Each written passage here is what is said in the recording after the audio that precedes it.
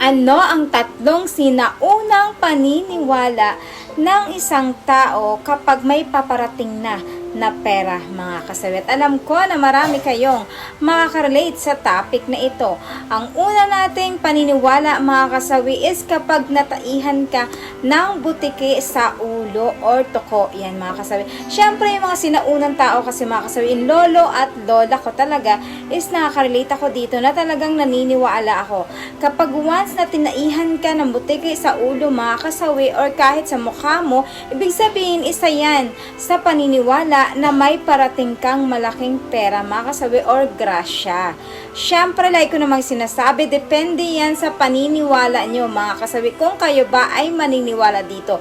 Pero ako kasi is naniniwala talaga ako dahil ito ay effective para sa akin, dahil naranasan ko na, mga kasawi, nung kasama ko pa yung lola ko na pumanaw na. Once na